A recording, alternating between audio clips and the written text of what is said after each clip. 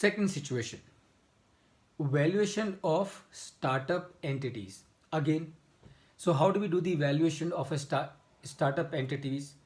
What we need to do, we need to find out the peculiarities of a startup entity. And what are the peculiarities of startup entities? The peculiarity of the startup entity is promoter is available, technocrat is available, and that technocrat is full of enthusiasm, full of ideas, full of zest, full of zeal, full of exuberance, but completely devoid of information.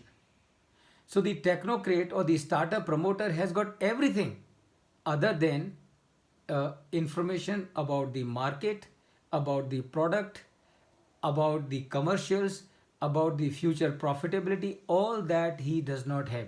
As much as he also does not know as to how much money he will need to put into that venture, whether in promotion or in marketing or in advertising or in creating infrastructure or in developing technology. So none of those informations are available with him. He only has an idea and he somehow is so obsessed with that idea. उसको लगता है कि ये जो idea है ये multi billion dollar idea है, ये आइडिया अगर मैंने इम्प्लीमेंट कर दिया तो मैं फटाक से बिलियन डॉलर का मालिक हो जाऊंगा और मुझे उसके वैल्यूएशन के लिए किसी की ज़रूरत है. So these are the peculiarities, friends, as far as the startup entity is concerned. So we may have a challenge in arriving at the future cash flows as not much information is available. अब इस entity का valuation कैसे करेंगे? अब पहली तो बात ध्यान रखिए कि अगर स्टार्टअप एंटिटी, हमने बात करी पोरी की, price of a recent investment, और पोर्ट की, price of a recent transaction. So if this startup has already got some funding, then that funding that is pori, price of recent investment. तो recent investment किस price पे हुआ है, that becomes your startup starting information, and you make some adjustment based on your understanding and knowledge and expertise, and based on whatever changes have taken place, whatever developments have taken place in that startup, you can adjust the price, and that this is how you can do the valuation. Other than that, what you can do is, in case number one, as I said, you can use the market approach, and in case of market approach, what you will do, you will use pori.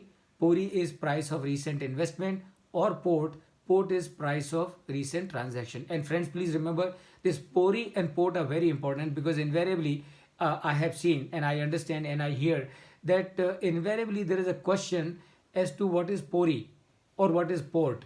And what this question will be, they will not ask you as to what is pori, what is port. They will only give you the full form of pori in 4 options, and one of them will be correct.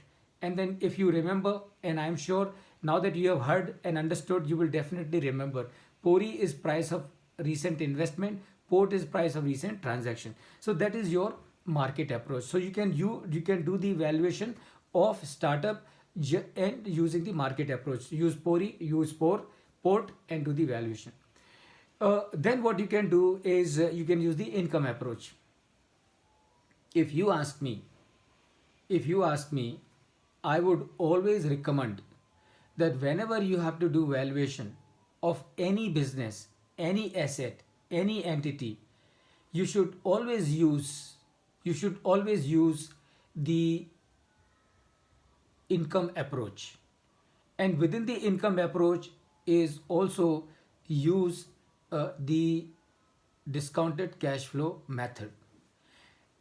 Only thing is, when you're using the discounted cash flow method, make sure that your financial projections, your projected cash flow, your projected free cash flow for the firm or free cash flow for the equity is as accurate and precise as possible.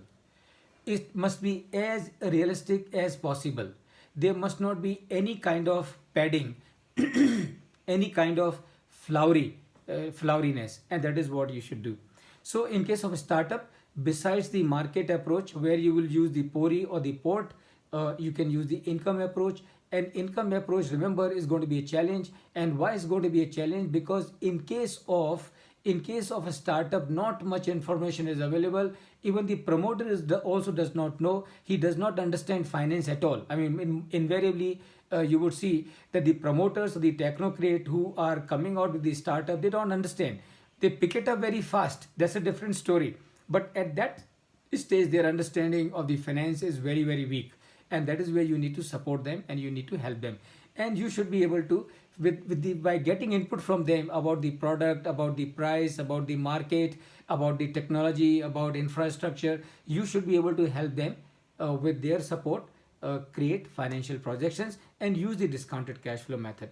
Can you use the cost approach in case of the startup entity? In my view, the answer is no. And why the answer is no? Because in case of a startup entity, remember, what is the crux of the valuation? The crux of the valuation is the idea. An idea which is going to be monetized going forward. So at this point in time, that idea is completely intangible. And since it is completely intangible, since it is still to be tested and proved and monetized, it does not have any value. So उसकी cost approach करके आप उसकी कुछ value नहीं निकाल सकते हैं. So in case of startup enterprise, remember, you can use two of the approaches. You can use the market approach. Under the market approach, you can use PORI, or you can use POT, or you can use the income approach. Under the income approach, you can use the method of discounted cash flow. So this is all about, friends, as far as valuation of startup entity is concerned. So before we go to the next one, and that is how to do the valuation of small and medium enterprises. In case if you have any question, please go ahead.